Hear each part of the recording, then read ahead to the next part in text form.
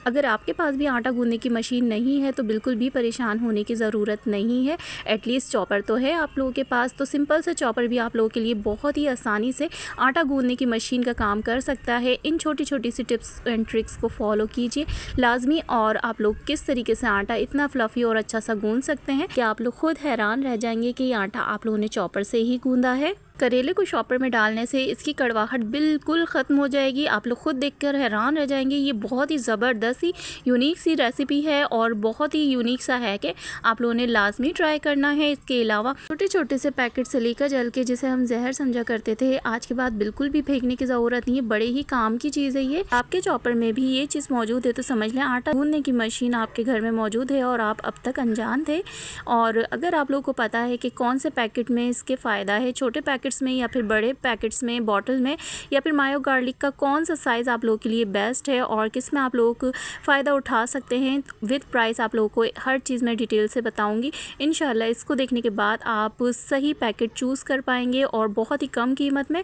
इसके अलावा इस तरीके से ये बॉटल जो छोटी छोटी सी, हम अक्सर इसमें सॉल्ट रखते हैं, लेकिन इसके अलावा हम कौन सी ऐसी चीज़ रख सकते हैं जिससे आपको बहुत ही ज़्यादा फ़ायदा होगा। तमाम ही टिप्स और इसके अलावा भी बहुत ही अच्छे अच्छे से टिप्स एंड ट्रिक्स आज की वीडियो में शेयर कर रही हूँ। तो शुरू करते हैं अपनी वीडियो। बिस्मिल्लाहिर्रहमानिर्रहीम। अस्सलाम वालेकुम, मैं हूँ हया, आप लोग देख रहे हैं हया टिप्स ज़ोन।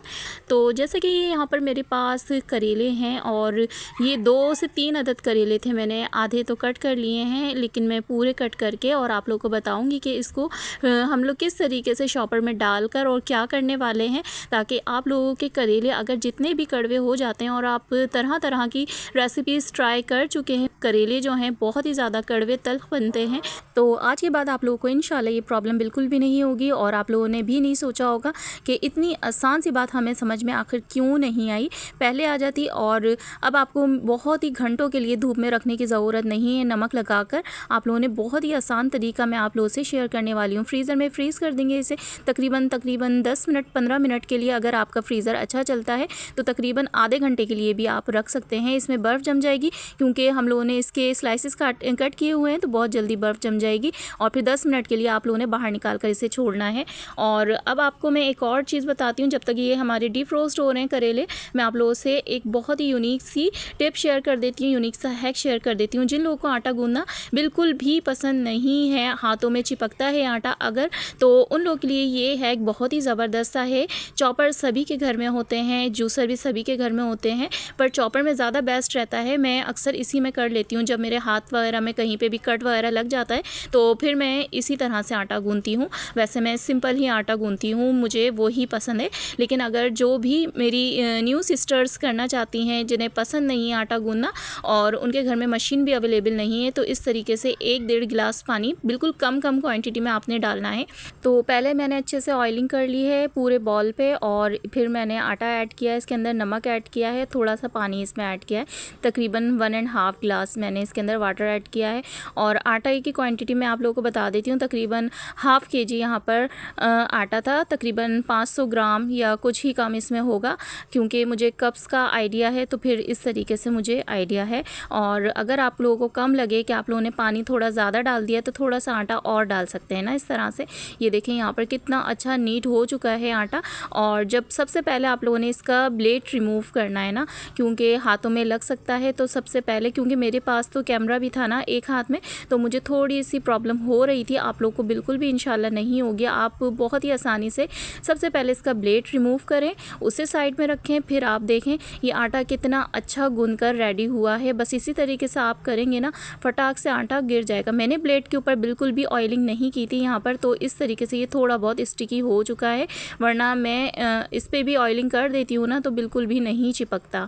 तो इस तरह से आप देख सकते हैं कि आटा बहुत ही अच्छा नीट हो चुका है। बस आप लोगों ने थोड़े सा पानी लेकर हाथ पर और इस तरीके से मिक्स करना है। यहाँ पर देखें नीचे भी कोई बहुत ज़्यादा नहीं चिपका हुआ। हमने ऑयलिंग की थी ना, उसकी वजह से हमें एक फ़ायदा ये हुआ है कि आटा बहुत ज़्यादा स्टिक नहीं हुआ। जब हम हटा रहे हैं तो बहुत ही इजीली हमारे हाथ में आ रहा है।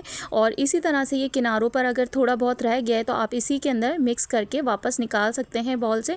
और यहाँ पर आटा हमारा ऑलमोस्ट डन हो चुका है। ये देखें इस तरह से आप करके जब निकालेंगे तो उस टाइम पर आपकी ये प्रॉब्लम भी सॉल्व हो जाएगी और आपका आटा मिनटों में देखें कितना अच्छा नीट हो चुका है। अब आप देखें ये कितना अच्छा इसमें ये देखें फ्लेक्सिबल है ना ये आटा, बिल्कुल ऐसा नहीं है कि आप खींच रहे नहीं हो रहा। और जबकि मैंने इसको बहुत ज़्यादा रेस्ट भी नहीं दिया है। इस तरीके से पानी से आप लोग अच्छे से इसे और साफ़ सुथरा कर लें। और इसी बॉल में आप चाहें तो फ्रिज के अंदर भी रख सकते हैं।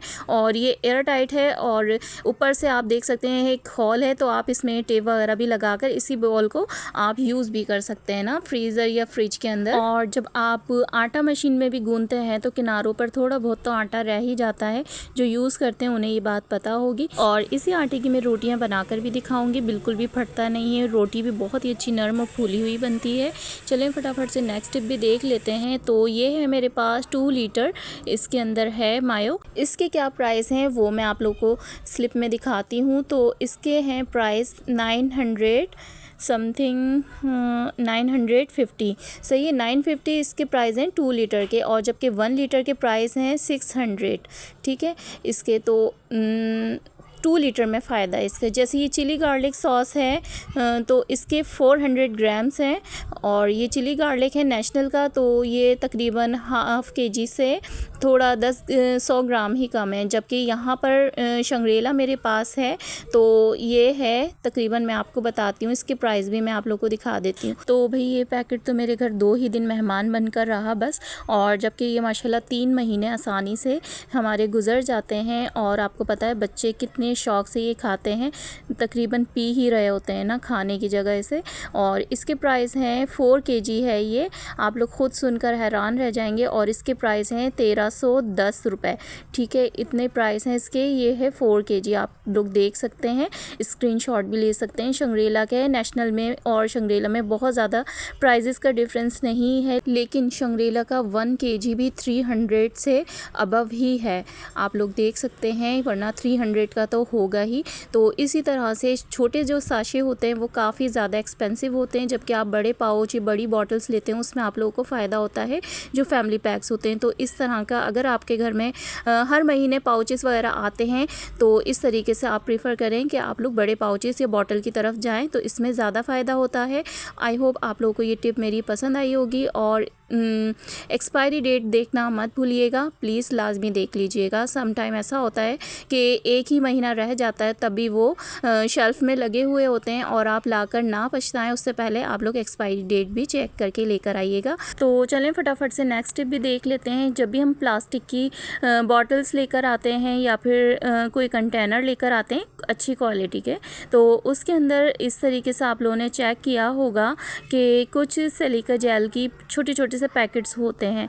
तो अगर आप लोगों के बच्चे छोटे हैं तो आप लोग उनके हाथ में दे देते हैं। तो मेरा बेटा भी ये गलती करने वाला था कि एक्साइटमेंट का लेवल ये होता है बस चीज़ें लेकर आएँ और फ़ौरन उसे यूज़ कर लिया जाए ना। तो वो इसके अंदर पानी भर रहे थे और बस मेरी नज़र पड़ गई इसके अंदर, तो इस तरह से ये पैकेट्स इसके अंदर थे। तो कोशिश किया करें जब भी कोई चीज़ न्यू लेकर आएँ अच्छे से वॉश करके बच्चों को लाजमी दें और उन्हें बताएं भी कि ये चीज़ अच्छी, चाहे आप न्यू लेकर आएँ लेकिन वॉश करके ही उसे यूज़ करनी है। अगर इसके अंदर पानी भरकर पी लिया जाए और ये पैकेट्स इसके अंदर रह जाएं तो ये पॉइज़न का काम करेंगे। तो इसीलिए आप लोगों ने बच्चों को ख़ास ध्यान में रखना है। कोई भी न्यू चीज़ लेकर आएँ तो लाजमी उसे अच्छे से वॉश करके बच्चों को दें। तो इसके अंदर से भी मैं निकाल लेती हूँ। अब मैं बताऊँगी इसका यूज़ आप लोग किस तरीके से कर सकते हैं। तो हर चीज़ के बेनिफिट के साथ साथ साइड इफ़ेक्ट भी होते हैं। अगर उसे गलत तरीके से यूज़ किया जाए तो हम इसके बेनिफिट लेंगे। तो इस तरीके से हमारे घर में दालें, चावल या जो भी ग्रॉसरी के आइटम होते हैं ना, आप चाहें तो इस पैकेट को एज इट इज़ इसके अंदर भी डाल सकते हैं। अगर आपको कोई मसला है, मतलब आप नहीं चाहते कि आपके खाने के साथ ये लगे रहें, हालांकि ये वॉश होती हैं दालें वगैरह चावल, तो आप इस तरीके से डबल टेप भी लेकर इस तरीके से आप इसको यहाँ पर स्टिक कर सकते हैं। वरना तो आप इसके अंदर भी डाल सकते हैं, ये कोई भी ऐसा मसला नहीं है। ये इस पैकेट के अंदर सेफ हैं और बिल्कुल इसके बाहर भी नहीं आएंगी और जब तक आप ख़ुद खोल कर नहीं निकालेंगे। तो इससे फ़ायदा हमें ये होगा कि दालों में कीड़ा लग जाता है, फंगस आ जाती है, स्मेल आ जाती है, तो उससे ये बिल्कुल बची रहेंगी, कीड़ा वगैरह बिल्कुल नहीं लगेगा। तो इसीलिए मेडिसिन में भी यूज़ की जाती हैं। तो अब नेक्स्ट जो हमने ये करेले डीप रोस्ट होने के लिए रखे थे, तो अब यहाँ पर ये अच्छे से डीप रोस्ट हो गए हैं। तो इसे अब हम अच्छे से यहाँ पर आप देखें इसकी शक्ल कलर बिल्कुल भी बहुत ज़्यादा चेंज नहीं नहीं हुआ है और ज़्यादा प्यारा सा हो गया है, तो इसको हम अच्छे से निचोड़ लेंगे। जितनी भी कड़वाहट इसकी होगी, हम नमक वगैरह लगा कर रखते हैं तब भी इतने अच्छे से निचोड़ने के बाद भी नहीं उसका कड़वाहट जाती है, बल्कि और ज़्यादा नमक वाले हो जाते हैं। फिर उसे हम वॉश करते हैं तो इस तरीके से करेले का टेस्ट ही चला जाता है। अब आप लोगों ने जो भी सालन बनाना हो, चाहे करेले गोश्त बनाने हो, करेले कीमा बनाना हो मेरी तरह, तो इस तरीके से आप डाल सकते हैं। और इसे फ्राई करने की भी बिल्कुल नीड नहीं है। मैं देखें कीमा बिल्कुल रेडी था मेरा और बस मैंने ऊपर से ये डाल दिए हैं। और इसका जो जूस है ना वो भी आप लोग वेस्ट मत करें, इसको भी आप यूज़ कर सकते हैं। अभी मैं बताती हूँ किस तरीके से आप इसे यूज़ कर सकते हैं। तो इस तरह से ये मैंने ये देखें ऊपर से इसको डाल दिया है। और जबकि मैं ज़्यादातर ऐसा करती हूँ कि मैं जब फ्राई कर रही होती हूँ ना प्याज, तभी मैं साथ में डाल देती हूँ, तो ये भी फ्राई हो जाते हैं। थोड़ी सी प्याज कर लेती हूँ पहले फ्राई, फिर मैं ये फ्राई करती हूँ। और इसके जूस को आप थोड़ा सा सॉल्ट डालकर आप पी सकते हैं और टोनर के तौर पे भी आप अगर एक्नी है आपके फेस पर तो लगा सकते हैं। तो अब मैं यहाँ पर आप लोगों को उसी आटे की रोटी बनाकर दिखाती हूँ। तो देखें कितनी अच्छी रोटी बन रही है और करेले भी माशाल्लाह हमारे बिल्कुल तैयार होने ही वाले हैं। तो यहाँ पर तवा मेरा काफ़ी ज़्यादा ख़राब हो रहा है, तो इंशाल्लाह इसको भी क्लीनिंग की ज़रूरत है। अब किसी दिन वीडियो बनाकर आप लोग को शेयर करूँगी कि बहुत ही आसान तरीके से आप लोग तवे को किस तरीके से क्लीन कर सकते हैं।